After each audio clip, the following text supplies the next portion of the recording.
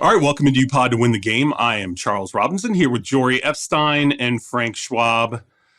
And I live in Houston, and Houston apparently does not plan on being big players in the 2024 NFL Draft, despite how amazingly lucrative the 2024 NFL Draft looks. The franchise that is into big changes this offseason goes out and pulls the biggest stunner of draft day, which we'll get to it, but I think actually became apparent on Wednesday to some people in the league within those organizations. But I just want to talk to you guys about your thoughts when the CJ Stroud pick first went off, and then when it became abundantly clear that if Arizona was dealing out, it was going all the way back to 12 to Houston's spot. And incomprehensibly, the Texans were going to end up spending the second and third overall pick in this draft.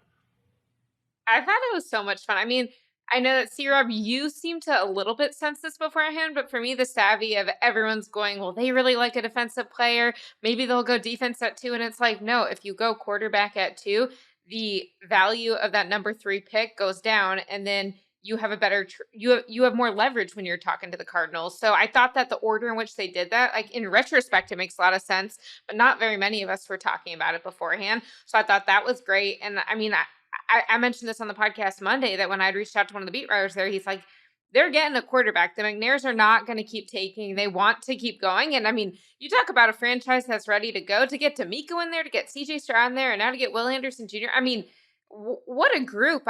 I know that they gave up a lot, but at some point, think about what the Texans have been the last few years. And I know you know front and center having been in Houston. I thought that this was a pretty significant day for the Houston Texans. Can I hate it? Am I okay hating this completely? Because please, I wouldn't expect anything less. Yeah. When I'm thinking of, like, I'm going to jump ahead a little bit. I'm already thinking about my power rankings when I come out with these team previews, right? And I've really been debating in my head, who's going to be number 32? Is it going to be the Texans or the Cardinals? And now the Cardinals own both of those picks, which could be number 1 and 2 in the draft. They could go Entman Coryatt on us. Why on earth are the Texans giving up what could be the first overall pick in next year's draft to come back up and get a Will Anderson who, look, I like Will Anderson. He had a heck of a college career, but people are split on him. People are talking about him being kind of a low ceiling guy. This isn't exactly Von Miller they came back up to get. Every draft trade chart kills the Texans for this. Kills them. They gave up way too much. I get it. Everybody's going to be throwing flowers at them because that's what we do with draft grades. We're going to say, oh, wow, they got Stroud and Anderson. Of course, you have 2 good players. No question about it. But what cost? They gave the Cardinals, who I thought maneuvered this draft incredibly well. We'll talk about them in a little bit. But let's focus on the Texans first. I get it. They need some excitement. But I thought it's almost like they panicked a little bit. Like, how do we do this both? And I know you're going to talk about this, Charles, and how this all went down. I'm interested to hear about it because to me, sitting here, I look at it as Houston kind of felt pressured to get a quarterback, right? But then they're like, but we really want this defensive player too. So what do? We pay the moon for it. We pay $2.50 on the dollar to go get this guy. You probably gave up a top 2 pick in next year's draft, which is either going to be Caleb Williams, Drake May. You can say, oh, they don't need a quarterback anymore, so it doesn't matter. But what could you get in a trade? What could you get in a trade for that? I thought they just paid way too much. Anderson better be a Hall of Famer for this to happen. I mean, this is a really big cost for the Houston Texans to go just kind of check both boxes they wanted to check today. All right, well, let's recap first off the picks. So you had the Texans, they got the number 3 overall pick, the number 105 overall, and they sent the Cardinals the 12th overall pick, the 33rd overall pick, a first next year, and a third next year. Okay, so definitely a bet. Say that again. Oh no, my God, it's a lot. Crawl. It's a lot of picks. There's no question about it. All right, I think the question is, would we do this, or is it fun for us to now write about it? Oh, it's fun. I'm enjoying talking about it. I'm not saying it was good value. And for the record, and then I didn't mean to interrupt you, C-Rob, Nick Caserio knows he didn't get good value for it. I was watching his press conference because I'll be writing about that tonight. Chart. Yeah, and he goes, we're not looking at the charts. We're not looking at the value. We say, do we want the player or not? And we're convicting the player. So he knows. Like, I'm not saying this was a good compensation. But are the Texans fun now? Heck yeah, they're fun. Give me 90 seconds. I'll try and compact this into 90 seconds for you. Right? How this Go all ahead. I want to hear the whole thing. Yeah, Go low. Yeah, we don't need to shorten it. Okay, so it's 11 o'clock at night. Let's go. In their assessment, and again, we brought up the fact that the McNairs played into this. There was a definite feel that you had to walk out of this draft with a quarterback. So first off, they looked at the 2024 draft. Everyone loves Caleb Williams. Everyone loves Drake May. I don't know that the Texans necessarily loved both of those players. I'll put it that way. Okay. I think there were still questions about next year's draft and would they be in position to maybe have to trade up to get into those top 2 picks, because you don't know, hey, you stack up 3-4 wins, all of a sudden you're not in the first 2 picks and neither of the teams in the first 2 wants to trade out. You're getting murdered on draft compensation next year. So then they looked at this year's class, and I think when they started to stack up the different attributes for the players, I think they felt like Stroud had been just overdone. Like it was like gotten to the point where people were nitpicking him, the S2 stuff, where's the location of every single ball? What about the other Ohio State quarterbacks? And when they looked at the totality of how he performed over the course of his career, yes, surrounded by a ton of talent, but also against Georgia in a game that really changed, I think, the way some teams looked at him, and then how he handled the entire draft process leading up to the selection, I think they felt like he is a premium level quarterback. He is sort of what we thought he might be going into this process. So I think they liked Stroud. And then I think ultimately it became, we have what we believe is an elite level defensive player on our board in Will Anderson out of Alabama. But we also know we really like this quarterback. How can we figure out a way to get both? We're picking at 2 and 12. It's not going to work. There's no way either player gets to us at 12. We can select who we want it to. We're going to lose someone sticking at 12. And then we're kind of playing, we're getting cute, basically. If we're trying to slide up to a certain spot to get a certain player, we could still lose one of these guys. We want them both. So they got greedy, which is fine. There's nothing wrong with that. When you feel like, especially in a draft like this, you have 2 supremely talented players and you want to go get both of those guys who you think are going to be your 2 cornerstones moving forward, projecting out a quarterback and an edge rusher. So when they really went into the process, Arizona actually handled it really well. From what I was told, I had some conversations tonight, and what I was told was that Arizona had realistically 2 bidders. They had the Tennessee Titans, who wanted to move up to 3, and they had the Houston Texans, who wanted to move up to 3. And Arizona handled the 2 teams and said, here's what we're going to do. You're going to give us your best offer on Wednesday. We want it in front of us on Wednesday. We're not going to do this thing on the clock. We want to have something to pick and choose from. And we might not choose either, but we want the full plate in front of us by Wednesday. Well, what that does with both of those teams, it puts you in a situation where, especially if you're the Texans and you're already sitting there at 2 and you're trying to come up and get a second player, if you're the Texans, you have to know who, if you lose out on this bidding, if you choose Will Anderson, you have to make sure there's no way Tennessee's coming up to get the quarterback at 3, right? And then beyond that, you have to contend with Indianapolis. Who is Indianapolis taking? So now we have 2 teams we have to worry about. So I think when they approached it, it was, if we attack this, put our absolute best offer on the table, a way we could potentially manipulate this is if we take the quarterback at 2 that we think Tennessee wants, and they thought that Tennessee wanted C.J. Stroud, it's effectively going to cut them off from keeping that offer on the table at number 3. Now, if they reverse that, here's the problem. They reverse it and they take Anderson. Okay, let's say Stroud comes off the board at 3. Okay, you're screwed. You lost your quarterback. Comes off at 4. You're screwed. You lost your quarterback. If he gets past them and you're at 5 and 6, who's to say you're not being held at the mercy of either Seattle or Detroit or whoever saying, we know who you're coming up to get. You're going to lose him. He's going to hit whoever behind us, or we're going to deal out to a different team and they're going to come up and get him. So they kind of felt like they were still potentially at the mercy of another team. So it was, you know what, we just got to go all in on this and hope that when we take Stroud, it knocks them off the table. And now we've got our package. We have our Will Anderson on top of that. We have our two cornerstones. So you just push the assets in to make sure you're winning that trade ultimately. One thing that I think was sort of discussed too was, okay, what if we take Anderson? This was earlier in the process. I'm talking about like days, well, a week ago, kind of going into this. If we take Anderson at 2 and the Cardinals get stuck at 3, They're not going to take CJ Stroud. So then they're like, well, okay, does Indianapolis like him? Okay, maybe Indianapolis doesn't like him, and maybe we can trade up from 12 to 5. Once again, you're starting to play out these scenarios where all kinds of other things can happen. And they're just like, it's not worth it. This is not worth it. We feel like we have a franchise quarterback and a franchise edge rusher sitting here in an otherwise weak draft. Why would we not go and give up what we have to for 2 premium position players, absolute premium position players that if we hit, we're going to be fine for a long time with these 2 guys. That's why I think they put in so many assets. And everyone's like, what about the chart and all these different things? Again, this was not done in real time.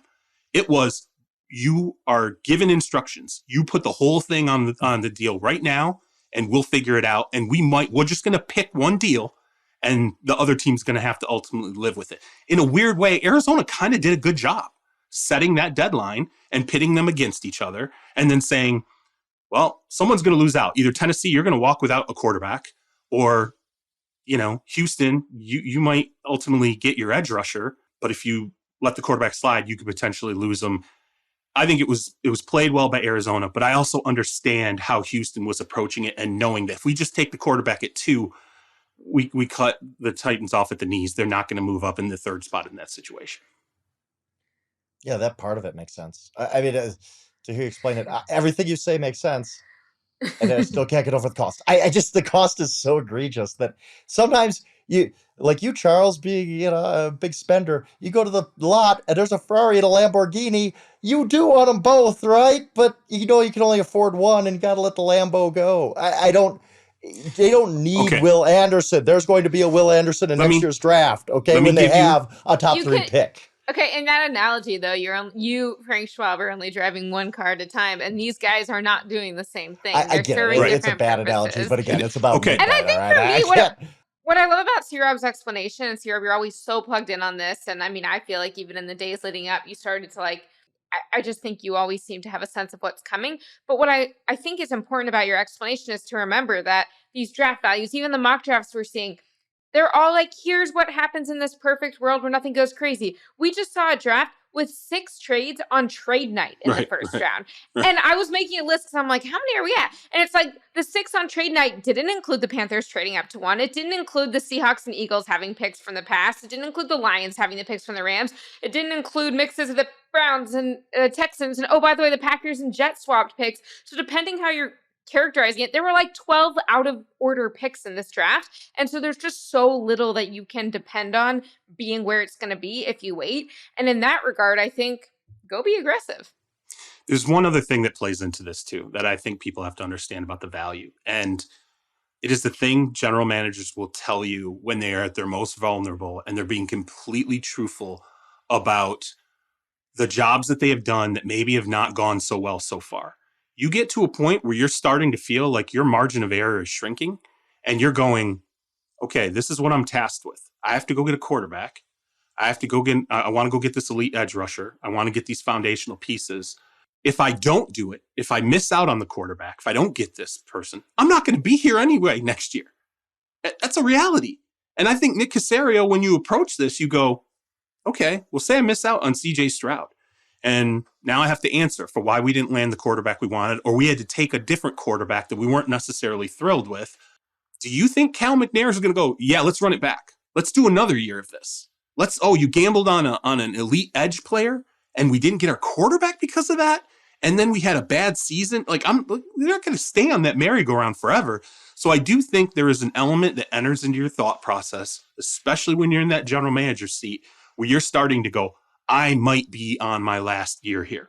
And oh, by the way, they just brought in a big-time head coach, and we're still sorting through how the whole power dynamic ultimately works in our organization, which I don't think is completely settled in Houston yet. So for Nick Caserio, he's like, yeah, you know what? Maybe I did burn a high draft pick next year, but guess what? If we have a high draft pick next year, I'm probably not here anyway. And maybe the only thing that would save me is if we had, let's say we only win 5 games next year. If we win 5 games and CJ Stroud looks like, oh, he might be year 1, pretty good. Year 2, he's trending toward being a Pro Bowl player. Year 3, all of a sudden you're talking about, oh my God, is this like a Jalen Hurts type where we see an astronomical kind of curve for him in terms of the learning and the performance? That will keep you employed. Otherwise, not having that at all for even 1 year and falling apart, I don't think Nick Caserio has a job. So I also would say we all want to save assets. We all want to look at the chart and think about future years. Everybody wants to keep their job. So I mean, if the argument is that it's a YOLO selfish trade by Nick Caserio to save his job, and it doesn't really help the Houston Texans because it ain't going to be his mess to clean up next year, then this really doesn't help it. You really just want to paint it into one category. You want to be like, oh, it's just one category. It's just bad. For nuance. Oh, now it's just YOLO. Or you gave up so much. Because Nick Caserio made this move to save his job, and I agree with that. He certainly did. Frank, I'm telling you about for the Houston Texans. Yeah, but Frank, you're taking one piece of information, each piece of information I give you, and you're making it just about that piece of information. When I'm trying to show you a collage of different things that work into a situation like this, okay? Part of it is how the Arizona Cardinals approach the trade. Part of it is the expectations of ownership. Part of it is a front office that is heading into a season where it needs to show some monumental step forward to continue on. Those are three big things. And you're like, well, it's just Nick Caserio being selfish, or it's just ownership being stupid, or the cost was too much. I can't get over it. I get everything you said is perfectly rational. I get it. Nick Caserio needs to save his job, and the thing with the Arizona. It's great reporting, awesome. I get it. And at the end of the day, there's no way in hell I give up the picks that they gave up, including probably what might be next year's #1 overall pick with a generational type of quarterback, and Caleb Williams possibly, for Will Anderson. Because you could take CJ Stroud, take a franchise quarterback. If you miss on Will Anderson, there's going to be Will Anderson in next year's draft. That it happens every year. He's not the type of guy. He's not Myles Garrett. Where you just give up. I don't make enough to make that assessment. I mean, he, clearly they felt how they felt about him. They felt he had the grade that he had. If you think he's Von Miller, Myles Garrett, J.J. Watt, maybe they do. J.J. Watt, cool. And if he turns out to be that might be worth it. But he needs to be that, and that's best evaluated. All these things, by the way, are best evaluated years from now. Frank and I clearly aren't going to agree on this. We're going to get years now to bicker and at each other about this for a while. This is great. I'm looking forward to this. A number of years of going back and forth on this based on a bad or good game from CJ Stroud or Will Anderson. I need you to mediate here. Mediate, and you tell me, just stick to the chart and you either suck or you don't, or live in the real world like the rest of us and make trades like human beings, not robots.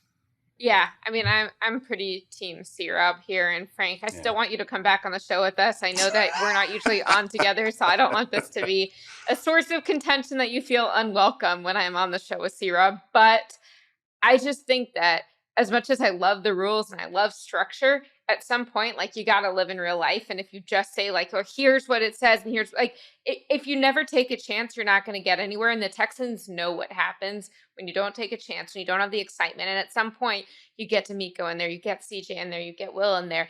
All of them are building together. And then over a year or two, I mean, I just think you start to have that foundation, and it's sort of they're additive. So I think it's a good move. But what I was going to ask you guys is, we're talking about Nick Caserio. Is this great moves by him by being aggressive? Is this a YOLO, I'm on my way out?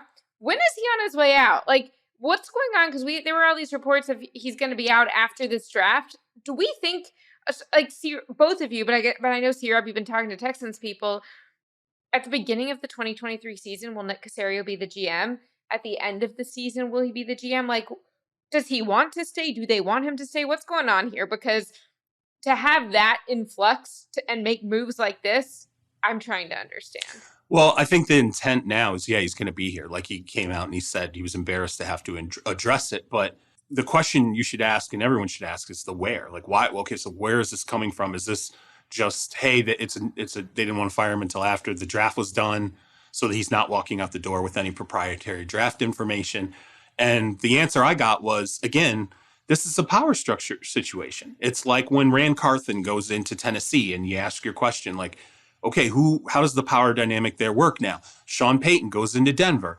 Oh, they're still working on how that power dynamic works exactly in terms of who has the draft, who has the 53-man roster, who has all these different aspects of really the building and the roster control. And I think that's something that's still being worked out in Houston. I think that's where that ultimately springs from. I can only say that I will take Nick Caserio at his word.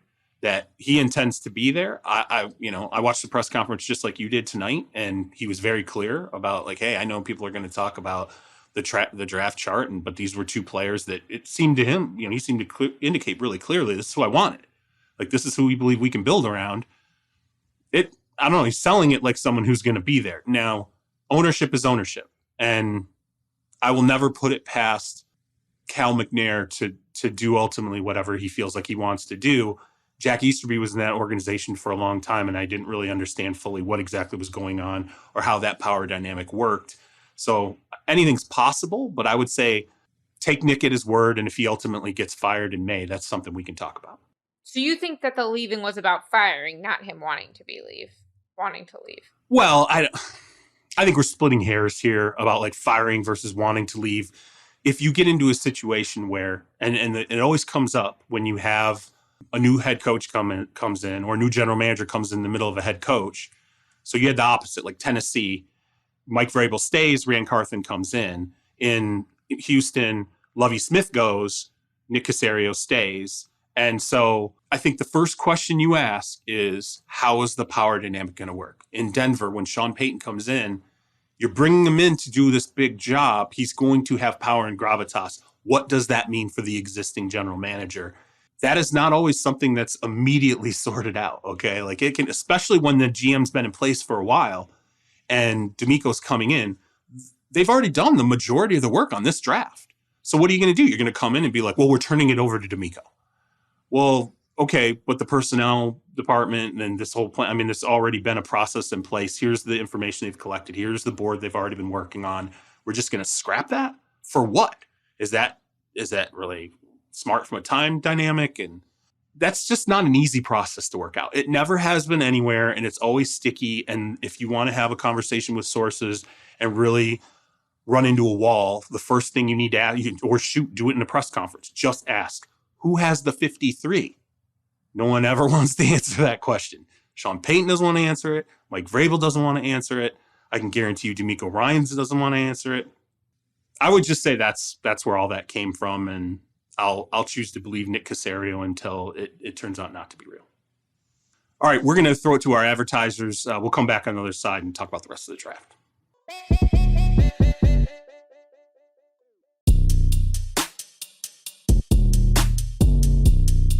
All right, welcome back in. I think the next player we got to get to is Anthony Richardson going to Indianapolis and setting up, I guess, the Will Levis fall throughout the night. Will Levis obviously doesn't get drafted, the Kentucky quarterback, in the first round, but Richardson ends up going 4. I want to know where you guys are coming at on this, but I can just tell you, coming out of the combine and what I've heard over and over and over about Anthony Richardson is monumentally talented, no question, big arm, huge athleticism, size, everything he brings to the table, but really, really, really, really needs a redshirt year, really needs a year to be taught quarterback at the NFL level, with a coaching staff that's going to work with him for every single day, every single month, have a plan in place to grow him into the position. And then he goes to Indianapolis, where I guess Gardner Minshew could man the team for the entire year, but do we realistically believe in Indianapolis, of all places, that feels safe, that Anthony Richardson's really going to actually go through 2023 without breaking that seal? I was hoping he was going to go to Seattle or Detroit for those very reasons. I mean, because those teams they had the extra picks to draft a guy like that. They got a veteran in place where you can say, Anthony, sit this one out. We're fine. Right. But in Indianapolis, I'm not sure they can do that with Gardner Minshew. What if they're 2-9? Are you really going to keep sitting Anthony Richardson? Because we're going to see him in preseason do some crazy things. He's legitimately, with the moment he got drafted, he became the most physically impressive quarterback in the NFL. That's legit. Like, he had the best combine ever for NFL or for a quarterback, and I actually love the fit. I think he's going to be. I love the Colts swinging big. I love the Colts saying, you know what? Yep, he might be playing in the XFL in 2 years. We don't care. He also might be MVP in 2 years. We're willing to take that chance. He's got that upside. And Chris Ballard, and listening to his press conference today after the draft, he was laying the groundwork for, hey, sometimes quarterbacks need year or 2. I think he even said 3 years at some point. He was like, look at Terry Bradshaw. Going back to a 50-year-old example, but whatever, of a guy who needs time. He was laying that groundwork that he said his exact quote was, "Hey, let's not expect this kid to be Superman on day one." So they're already laying the groundwork and Gardner's going to play a lot, but man, the pull's going to be strong. When it's Halloween and you're not really winning and Gardner's not playing that well, your owner's a little unhinged at times, as we know. I don't know that they could do it. So on one hand, I love the fit. I love the team that he went to because the Colts have a lot of talent for a team drafted in the top 5. The cover's not bare there. He's not going to the Houston Texans. He's going to a team that could be pretty good around the quarterback. But yet, I agree with you, Charles. He needs a year, and I don't know. We'll see how that plays out. But I love them. I love the Colts swinging big here because I think, hey, if you're going to go big, go big. I don't go halfway on this. And Richardson's the type of guy who, man, he could be really good down the road. Likes the Colts swinging big, but does not like the Texans swinging big. They overpaid. The Colts total hypocrisy here. The Colts would have traded overpaid versus 18,000 picks overdrafted. for him. Overpaid versus overdrafted. But anyway, go ahead. I don't think Richardson was overdrafted. Yeah, no, I would say this. First of all, as we discussed earlier this week on the podcast, but Jim are saying nothing's a fair bet. So do I think that you can count on him having a year of patience? No. I do think that Gardner Minshew is going to start the season. We'll see. And again, we've talked about this training camp. Richardson's the type of player who's going to crush it in training camp, crush it in the preseason. There's going to be the hype. And so then the question is, can you remember week 1 regular season, he's going to be facing different competition. But I do think that not only is Gardner Minshew like a decent bridge quarterback generally, also coming in as Shane Steichen's guy as a backup in Philadelphia, Shane will be able to advocate for him a little more specifically and a little more intentionally. And I do think that that'll help. I think Gardner will be a good guy to learn from because he's been in so many different places, even if he hasn't physically had the success as a starter that some other guys like Alex Smith teaching Patrick Mahomes has. I do think that he's seen enough that he can communicate that to Anthony Richardson. And I similarly think, to me, when I saw the Colts take Anthony Richardson, and we talk about him being a little more of a product, that further emphasized to me that the Texans are, I'm not saying they're going to win now, but they are in win now mode and wanting to do everything they can now to set themselves up to win, because CJ Stroud, it seems, is more ready to just go in there and do what they need to do. But I'll leave you with, on April 16th, Jim Irsay tweeted, "For the 23 draft, we have many options. With the number 4 pick, we could stay put and take a QB, or trade up and take a QB, or trade down and maybe take a QB, or not, smiley face. All options are on the table, but we like our position, are very excited. Fire up." And so I think that when you think about, like, what is Jim Irsay thinking week 1, week 4, week 7, when maybe they didn't win as much? That's what's going through his mind, like everything and nothing all at once. So just never assume logic or a straightforward path of thinking with the Indianapolis Colts this season. All options are on the table, and yet when you would look at the actual depth chart of their team, you'd be like, why are there quarterback prospects at wide receiver and tight end and tackle and guard and center and running back? Like, those are your options. They're on the table, but all the options are on the table. You see, all the positions are filled with names. Choose one of those names at 4 and make sure it's a quarterback. Yeah. Also, Frank, I haven't read your winners and losers yet, but you touched on the Seahawks briefly, and you got to think that Geno is one of the biggest winners of the night, because not only did they not pick a quarterback, they give him the first receiver off the board, Jackson Smith-Njigba, at number 20. I mean, to me, it's like, yes, they got defense top 5. Like, that's not shocking. We thought Jalen Carter, it ended up being a cornerback, fine. But for me, they're saying not only are we not replacing you, we're giving you help, and we're giving you this awesome trio of receivers to succeed. So I think Seattle sent a pretty strong message tonight, too. Yeah, so did Detroit. I mean, in very, very similar situations where Jared Goff now, he doesn't have to really look over his shoulder, and he got a weapon in Jahmyr Gibbs. So we'll talk about him in a second. But yeah, I totally agree with you that Geno, it could have been, he could have a quarterback looking over his shoulder come tonight, and he doesn't. And that's a big win for him and a big vote of confidence for as much as Will Levis dropped. I mean, the Will Levis thing was so crazy. I woke up this morning right in the betting post. Will Levis was the favorite to go number 2. He was come on. Come on. No, that wasn't. No, the first pick was the Reddit thing. The second pick has been. I can't keep straight what wasn't Reddit anymore. Yeah, no, I know. The Reddit was just the first pick. Will Levis has been the favorite to go number 2 on and off since Sunday, basically. It's been ridiculous. That's ridiculous. It's been ridiculous from the start. I knew he wasn't going to go number 2, but I didn't think anyway. But to go out of the first round, that is crazy. That was weird to me. Draft bets, particularly as it is, the top 5 picks, the first pick, whatever, they're the least trustworthy things in the business most of the time. Okay. Like it Oh, really, odds makers don't know what's going on. no, they have no any clue. Okay. They're Like not- they don't, yeah. guess what? General much of a clue? managers don't have any clue. All right. Like this whole run up to this, I could not tell you. And I'm sure you guys talk to people too. Like it's everyone's, I was stunned because I was like, I had to break the glass option. I was like, all right, here is one GM I can call maybe once or twice a year.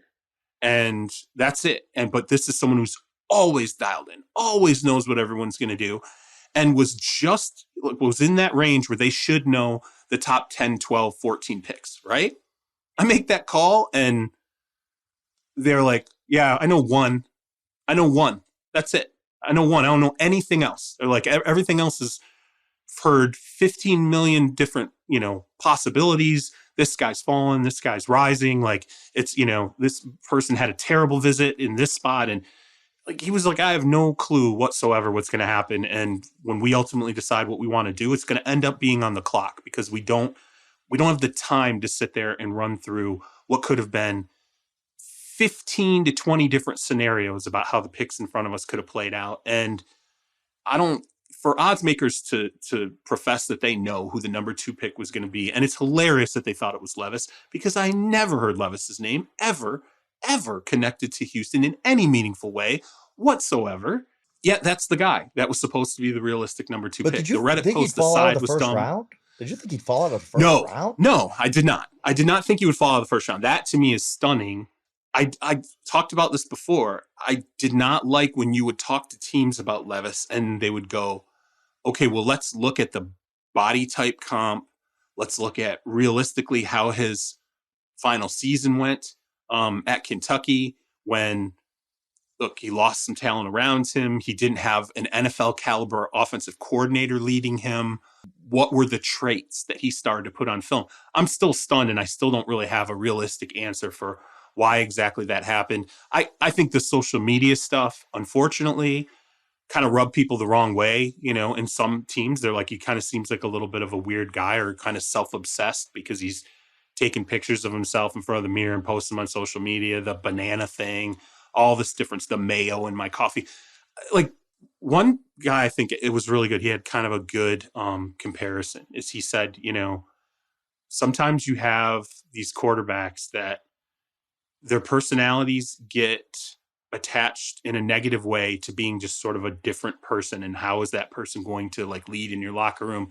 And he brought up Jay Cutler. He said Cutler was one of those guys who immense arm, sick arm, really good athlete, all these different things. But throughout the process, it was like, man, guys just fell off about his demeanor. And there's certain things they didn't like about how he carried himself or answered questions. And then he ultimately got taken, obviously, but we saw that throughout his career, right? Everywhere he went, it was like immensely talented, but is just never going to make good on all of the skills and abilities. So, but I'm shocked. Syrup, did you hear anything about his toe? Because that's what Florio was saying toward the end of the night, that he had a toe issue that hadn't been. Yeah, so the toe thing that came up with Pro Football Talk, I didn't hear a thing about that. Not a thing. I didn't hear any injury, no medical, nothing. That was like a total mystery to me. I don't know. I literally did not hear about that until I saw it pop up on social media. And I was like, what are people talking about? A toe? I don't even know how to answer that because it was complete news to me. So I guess that's something we'll have to sort out. On that same note, do you think the Texans were planning some of this Stroud S2 cognition stuff to get people off their tail? I don't know. I mean, look, I would see how teams would have that theory. I'll put it that way.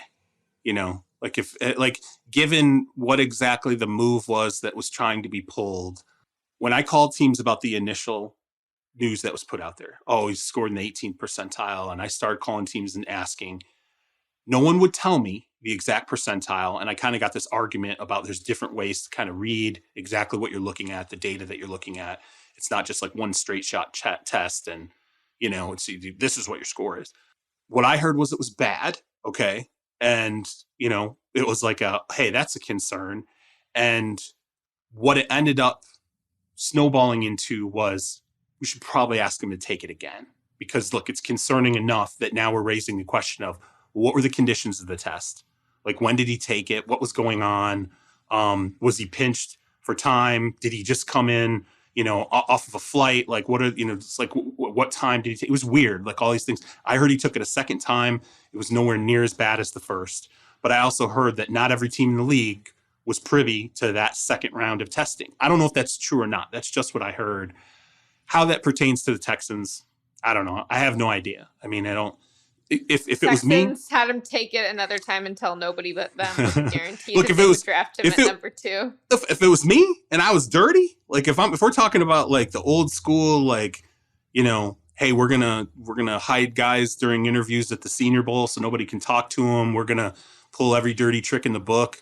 We're gonna leak Warren Sapp's drug testing, on the doorstep of the draft. We were all around in the years where it was always the marijuana testing that would get leaked. That he tested positive for marijuana, and like it would always come out right on the verge of the draft, and it always felt dirty. If I was dirty, hell yeah, I probably would do that. But I'm just telling you that this is the NFL, and somebody put it out there for some reason, and it caused what it caused. But clearly the Texans felt otherwise. They felt okay with what they were seeing. So we can answer whether the S2 is that big of a deal further on down the line. He'll give us our first test case about someone who really kind of fails at it or has a really hard time, and whether or not he has success. Let's move. So we can kind of move swiftly to try and get through the rest of the first round. Just off the top of your head, most surprising pick. Jahmyr Gibbs is obviously the running back out of Alabama that we talked about that went to Detroit at 12. I think that shocked. In terms of just text messaging with people, that was definitely one where it was like, whoa, feels like a very, very rich pick at 12. And a lot of people were very critical of the automatic comps he was getting to Alvin Kamara across the board. A lot of people were telling me that's not a fair comp. They're not the same kinds of athletes in terms of speed and size. And yet that's what he kind of gets tabbed with. I don't know how it makes sense. If they're not moving DeAndre Swift, I don't know how you pay David Montgomery, you bring in Jahmyr Gibbs, and then you also have DeAndre Swift. You're really going to have a 3-headed running back camp where they're all considered players that should get touches. It feels weird to me. Yeah, Jahmyr Gibbs, the big thing is the size. He's nowhere near Alvin Kamara. He's Right. 199 pounds. Right. He's basically a specialist. And I hated the Lions draft. I really did. You come in, you have the 6th pick, you end up with a running back and a kind of a reach at off-the-ball linebacker where everybody just says, oh, it's a Dan Campbell pick. Well, who cares? It was a bad pick. Jack Campbell out of Iowa is kind of, he's okay. I don't think he's Luke Kuechly or anything. So the Lions who coach's are last name, and I just love yeah, that. it's like, oh, it's just like me. It's like the Lions are the favorite in the NFC North. They could win now, and they took 2 premium picks and they used them on non-premium positions, and I hate that. And even with Jahmyr Gibbs, look, if you're drafted Bijan Robinson, who could do it all, 3-down guy, all right, I get that. I don't love it for the Falcons, but if it's a pick like that, okay. But I don't even think Jahmyr Gibbs is really that kind of back. It wasn't a weakness for them in any way. And then again, you double down at 18 with Jack Campbell, an off-ball linebacker who is good. He's a good player, obviously. He's a first-round pick in the NFL, but I don't know if he's going to make the impact that the Lions could have gotten drafting somebody at 6 or even somebody else at 18. I really didn't like what the Lions did coming out of this draft. Yeah, I would say that the 2 that surprised me the most were, one, I'm not surprised the Eagles wanted Jalen Carter, but I was shocked that they got him. Like, how do you go to the Super Bowl and then come out of this draft with Jalen Carter and Nolan Smith in the first round? They traded up from 10 to 9. And look, I don't want to downplay the seriousness of Jalen Carter's off-field issues, but imagine the fall that he has when you're falling from going to a team that probably isn't contending for a while to going to a team that just went to the Super Bowl. He was still top 10 pick, and he's landing in an awesome spot for him from a purely football standpoint. So that was just wild that they were able to pull that off to me.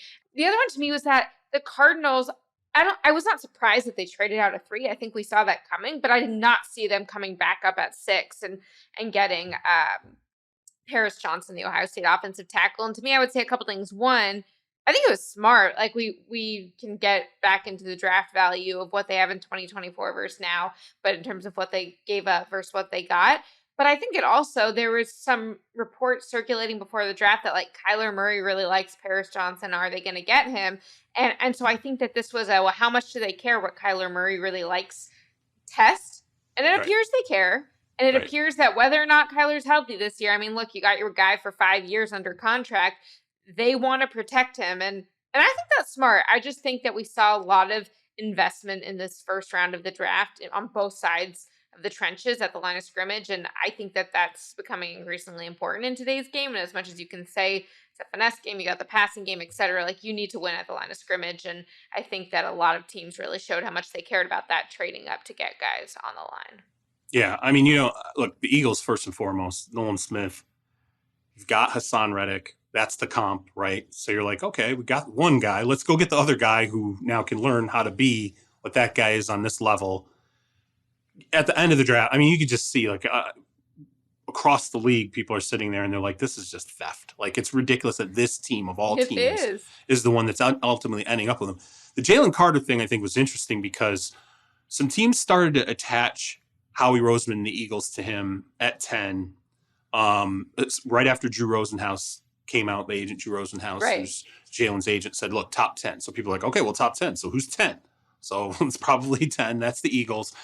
And the thing was, what's interesting about the Eagles, they don't have a history of drafting players that have some pretty significant baggage, some pretty significant red flags, some pretty significant concern about maturity, which Jalen Carter has all of those. But then he also has some pretty significant talent. And when I started to talk to different people around the league, they're like, no, there's a reason why the Eagles are kind of in the catbird seat on this one. And I was like, why? And they're like, well, when he was at Georgia, one of the things that we learned was his kind of big brother there, who was really close to him and taking him under his wing and really spent a lot of time with him, was Jordan Davis, who now is the defensive tackle of the Philadelphia Eagles and who's going to play a hell of a lot next year, which means that Jalen Carter and Jordan Davis are going to be back together again. And so I think the Eagles, from an evaluation standpoint, obviously had Nakobe Dean as well. I mean, they're sitting there and they're going, all right, well, we have a couple of guys who played with him. We have a guy who was really close and kind of mentored him when he came into the Georgia program. You feel pretty good about this, even though it's a little bit of a risk here. Obviously, they met with him and there was that whole process as well. But I think that's how the Eagles ultimately kind of ended up feeling better about Carter and not having really a track record of, let's say, a Kansas City or a Seattle, some of these, franchises that are known to roll a dice a little bit. And then the Cardinals, a thing that was interesting about the Cardinals too, and this kind of went into what I had learned about Houston, those talks, they were in a position where I think they knew if we don't trade out of 3, we're probably going to take Paris Johnson at 3. We're probably going to get stuck here. He's the tackle that we project as the easiest, just like he is an offensive tackle. We like him. We like his skill set. Our quarterback likes his skill set. We have a level of comfort here. We know it's going to be an overdraft. So from what I was told, part of the process for the Cardinals was, and I actually think this is why they asked for the draft packages a day early, is so that they could then do the background on, if we have to move ahead of Chicago, who we think is going to start a tackle run at 9, or maybe even 7, maybe the Raiders might take a tackle, who do we now know is willing to move back into our range? So part of the homework that they did was figuring out who do we have a trade partner to move then back up? And they knew, at least from what I was told, they knew there was no way Paris was going to be there at 12. They weren't going to be able to draft him there. So they had already done their homework on being prepared and moving up. And I think as soon as that trade with Houston was triggered, they were already in the process of, now we're the next round of calls is, now we got to move up. Let's go to who we know is comfortable moving back in our area, which honestly is kind of competent. It's kind of, you competently handled, give us your best offer and we're going to choose, which forces everybody to go all in on their offers. And then you did your homework knowing here's the player we want to get. And now we're going to take them at 6 instead of 3, which is a pretty big deal. And we're still going to have some extra draft assets from the previous, including the number 1 pick next year. Yeah, they got the guy they wanted and added the number 1 pick in next year's draft. That's pretty good. Ain't a bad day for the Arizona Cardinals. I thought that they played that really well. Monty Ossenfort, rookie of the year, rookie GM of the year. I can't wait for the center that's going to be drafted next year that Frank threw a tizzy about, the guard who's just going to light the world on fire. Maybe it'll be one of those off-the-ball linebackers that Frank clearly cares so much for when he was assessing the Detroit Lions. I guess that's the other spin zone would be, what if they're not taking Paris Johnson because Kyler Murray likes him, but they're taking him because, hey, maybe if you can get rid of Kyler and you get the other quarterback in, and it's someone like Caleb who's able to come in and play right away, well, you have Paris Johnson to help him out. Is I there think any chance that it's that's by a the way, it's factor? smart of Arizona to be like, sure, we'll draft him just for you, Kyler. It's all your idea, buddy. We See, got this. We got your thing- guy. Make you him wanted happy. to play with him too? You just said you wanted to get the offensive lineman here. We didn't realize we were supposed to keep you. From what I know about their assessment, like Kyler Likem's great and everything, but they wanted a tackle that they knew was a tackle. They're like, who is the tackle in this draft that has the resume, this checks all the size, how long, how tall are you, how long are your arms, all these different things. Can you anchor?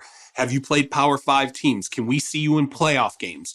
There was a litany of these things that they had questions on, and then they looked at Paris Johnson and they said, we got years to look at with this guy. And they walked away going, that is clearly, unquestionably, it's not a Peter Skoronski situation where we're saying, well, maybe he's this, maybe he's that. They're like, no, he is. He's either going to be a left tackle or he's going to be a right tackle. We know exactly what we're getting. And I think that's how they came to that conclusion. So it's just, Kyler, that getting involved in it probably made things feel a little, because people have such a negative assessment of Kyler right now. If you attach his name to a player and then they draft that player, it's like, oh, well, geez, Kyler, who's Kyler running the draft now? Like, I don't think it was really Kyler running the draft. Let's be honest. Like, what I was told was watch Monty Ossenfort when they said whatever his first pick is, it's going to be something really safe. I think Paris Johnson's safe. I think it's a really safe tackle pick. Like, amongst all those other tackles, there's no question he was the safest. Sort of can't miss. Maybe won't be an all-pro, but maybe he approaches being a Pro Bowl level guy, but it's just sort of a can't miss spot. So I think it mapped. All right. So before we finish this up, let's talk about the players that we like that are still available on the board, and then maybe what the board looks like at the top of the second round. It would seem the way it typically plays out is everyone retires to their war room. They look at their board, and then if there's anyone really within reach of the top 10 or 12 picks in the second round, teams will typically say, do we have a shot of moving up to the first pick in the second round to facilitate sniping this player before we might lose them? We might have players here still have first round grades. I'll read off the names of a few players that had, when we went through the all juice process, these were players that teams had tagged with first round value. Brian Branch, the safety out of Alabama. Michael Mayer, the Notre Dame tight end. Joey Porter, the Penn State cornerback. The Georgia tight end, Darnell Washington. The Florida guard, Osiris Torrance. And then obviously Will Levis is somebody that we've talked about here. Who do you see coming off early in the second round, or who are you surprised is really just still available? I mean, Mayer and Washington, and part of it is probably because of the depth of the position. Right. But I mean, these are two, I think, elite guys at a thin position in the NFL. I like Darnell Washington's upside. I know he wasn't a high volume guy at Georgia, but I think he really has a lot of measurables. And Mayer was just a great player at Notre Dame. So I don't think the Steelers necessarily are going to jump on that because they have Freiermuth already. But what a boon for them from the Chase Claypool trade, where they can sit there and take those calls. Like you said, all afternoon tomorrow, they can take calls. Maybe some tight end needy team, maybe quarterback needy team wants Levis, whatever it's going to be. Joey Porter, like you said, a lot of good names still on the board. And to me, though, the tight ends stick out as two that really intrigued me early on in the second round. Yeah, I mean, I definitely agree with you that the tight end run that's what's funny about the draft is that guys don't just get drafted on how good they are, get drafted on how good they are, what the team needs, and also what's going on at the other positions and what other teams are doing with their needs. And so a guy like Will Levis falling, yeah, that could be partially because of him, but it also could be just because a lot of these teams didn't need quarterbacks. It could be the tight end, and it could be because there's so many of them that the supply demand is a little bit different than some of the other positions. And as we saw, okay, no receivers went the first 19 picks, and then 4 of them go right away. That's just the nature of the draft. I mean, I definitely would not be surprised if the Steelers picked Joey Porter Jr., hometown kid. I mean, I think he grew up like 30 minutes from where the Steelers play, and they need a cornerback. So I think that could be a really good fit. And there was some speculation that they could take him with their first pick. So to get him with their second pick would be awesome value, especially as we said, like Claypool wasn't doing much for them toward the end. It wasn't a good fit anymore. And so to be able to get him, I'm really interested to see where Will Levis goes. I know we were talking a little bit. I mean, Rams are at 36. Matthew Stafford's not going to play forever. You've got the Raiders there. Derek Carr seems more like a bridge. They're at 38. The Titans at 41 really, really interest me. I don't know if Levis will last that long or if the Titans would have to come up. But I mean, I think that they could definitely use a guy like him. So that'll be interesting. And also Hendon Hooker. I mean, do y'all think he's going to go second round, third round? It's also so funny because this whole like Will Levis dropped. We had no quarterbacks taken in like the first one quarterback taken in the first 3 rounds last year. So it's just sort of so interesting how like the perceptions that we create really influence whether someone fell or rose. But teams just might not have had them where we thought they did. Well, there's a lot of young quarterbacks in the league that have played well enough to continue to be considered real answers at the position. There's just not a ton of like huge mega busts that have happened yet. And even in a situation with San Francisco and let's say like Trey Lance, there's still sort of like, well, maybe, and then you have like Brock Purdy. So even there, they resolved it with another young player. The tight end position, it was funny because Charles McDonald and I talked about this in the run-up. I said, I would not be surprised if we don't have more than one tight end come off in the first round because I think teams go, well, it's really deep and we like a lot of guys there. So let's make sure we address the things where it's thin. We get to the thin positions first, and then we're going to have those tight end options later in the draft. And that causes a good position group to kind of bleed down into rounds. And, and then obviously I think it's funny that, of course, the tight end that comes off is the pass catcher. It's the, Dalton Kincaid, who's the, the person that's going to right after the run on receivers. Right after the run on receivers, and to a team in the Buffalo Bills that had still have a receiver need. So they go out and they're like, oh, yeah, we'll address it. We just take it with, the best tight end who has some sort of Travis Kelce light comps. Yeah, in terms of the players left, I think you mentioned pretty much everything. Porter, I think, was really interesting because when we did the all juice team, I remember a number of evaluators were kind of telling me they felt like, I was like, where do you slot him? They're like, he's probably going to be middle of the first round, maybe bleed into the late in the first round, but everybody seemed to really like the skill set and it seemed to be a fit. I was surprised that he ended up falling out of the first round, especially at a premium position. Corner is always a premium position. But Levis, and we saw a lot of corners go. Like it wasn't that teams just weren't taking corners. Yeah, there's some depth. I mean, corner was definitely, corner edge, depending on how you felt the edges, and then the tight ends, there was some depth. So I'm with you. Levis, to me, I sit there and I stare at the board and I'm like, maybe Detroit at 34. I doubt it because they already passed on a bunch of quarterbacks. The Rams, to me, again, if you're the Rams and you're like, all we did was burn first round picks and we don't have a lot of picks, it would be nice to go, if they like him, hey, now we have an heir apparent to Matthew Stafford. And there was already some question about whether or not Stafford would be back after this season. The Raiders obviously are still there.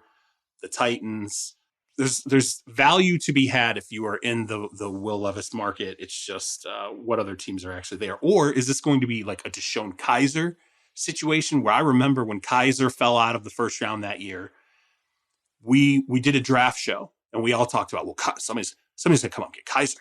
Kaiser's going to be the first pick in the second round. And then he was like, I think he went off like 57th. I think it was like he was almost off in the second round. I'm curious whether or not that's Will Levis is the new Drew Lock, the new Deshaun Kaiser, the new player that maybe really teams are not just off him, they're really off him in terms Geno of being Smith. Whatever happened to that guy? Same thing happened to him. I mean, I remember him not going to the green room on day 2 because he was so fed up. And it does happen sometimes. I will say, I mean, I am intrigued by the Rams' possibility with Levis. I think that'd be really, really interesting. Get him behind Stafford. We don't know how long he's going to keep playing with the concussions and all the other physical issues he's had. Get him with a coach like McVay.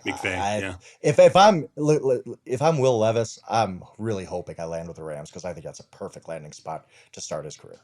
Yeah, and you give some runway there too. I mean, Stafford's going to be there next season. I mean, we'll see if he can hold up health-wise, but doesn't force Levis in right away, and it gives, like you said, time for McVay to work with him. So, Sean Payton, Kyle Shanahan, Sean McVay, maybe Kevin O'Connell. Like these are all the coaches that ultimately I would want my quarterback to ultimately end up working with. Hooker, though, low key, I wonder, because there's only 1 year of difference in their age.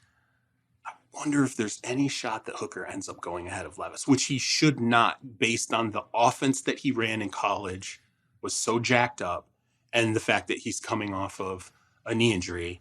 And his age. And well, but again, look, let's be honest. I mean, Levis is 24. Yeah, talking about a guy, 1 year difference. But I mean, I'm just really curious. There's a lot of teams that liked Hooker. They just didn't like the offense that he ran. So that'll be interesting. All right. Well, we'll see how that all shakes out tomorrow. We appreciate everybody sticking with us today. We're up late doing this one, but we will be back on Monday to discuss the rest of the draft. Look forward to seeing you then. You can get Jori Epstein on Twitter at Jori Epstein. You can get Frank at Yahoo Schwab. You can get myself at Charles Robinson. And you can get our ace producer, Stone Rochelle, at SJ Rochelle. And as always, we ask you, saw a lot of people wearing these tees and hoodies today, to help us keep Therese Paler's legacy alive by visiting breakingtea.com/Therese for your newly designed All Juice tee or hoodie. Remember that proceeds from that go to support the Therese Paler scholarships at Howard University as well as Mizzou. And please, always check out our new NBA podcast, Ball Don't Lie, featuring Vinny Goodwill, Jake Fisher, and Dan Devine, and our new MLB podcast, Bandwagon, featuring Hannah Kaiser and Zach Kreiser, both available wherever you get your podcasts. Remember, please leave us a 5-star review, tell a friend, help us grow the pod. We will see you on Monday. Have a good weekend. Peace.